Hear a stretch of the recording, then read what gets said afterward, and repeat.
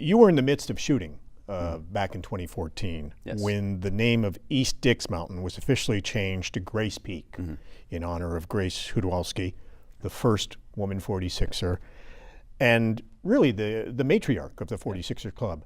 How fitting was that to rename East Dix Grace Peak? Well, there were multiple mountains named after Dix, so it was appropriate to switch it, and she deserved it. She, from what I understood from other people who knew her well, I didn't have the pleasure to know her, but I feel like I know her through the people that I've met who she was like a mother or a sister to.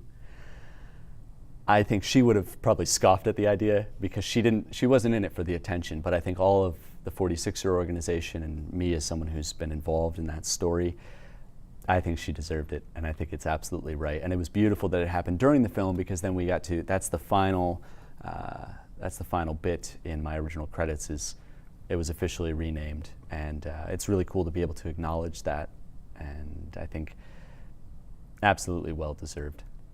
She was number 9, 46. Grace was number 9, yes. And as I mentioned, she was really the matriarch in that she was the driving force behind the 46ers Club. And for the people joining every year, several hundred, I think, probably are now joining every year. It's hit 10,000 this year, didn't it? Over 10,000. But it's just not a case where you climb it, you go, well, I did it.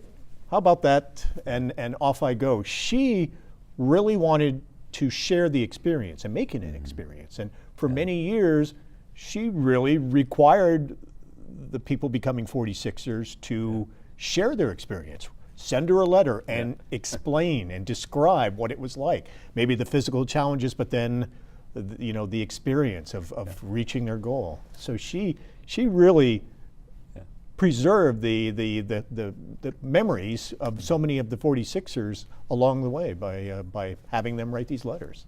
Absolutely, and for me that's a nice turn in the film as well, is you go from stories and stories, you hear all these stories, and then you hear about the person, the woman, who really promoted that and made that happen. And for me, it was really special to have Grace in the film. At the outset, I didn't know who Grace was, but very quickly, we heard a lot about Grace.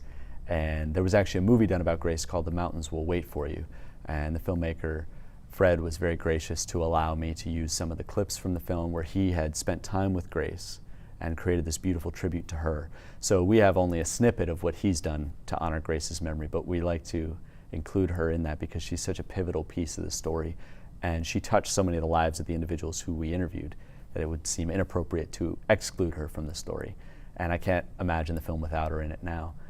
And as we created that, it's interesting, that first hike I referenced in 2012 when my dad and my brother and I hiked Marcy, the lean-to we stayed at was the Hudowalski lean-to, which in hindsight was providence, that here we're staying at this lean-to, the first woman 46er, the one who really was the driving force behind the club.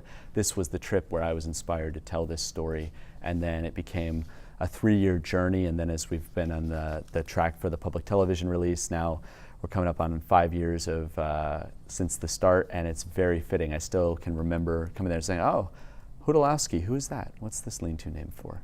Very fitting that that's where we stayed on the first trip that inspired the whole production.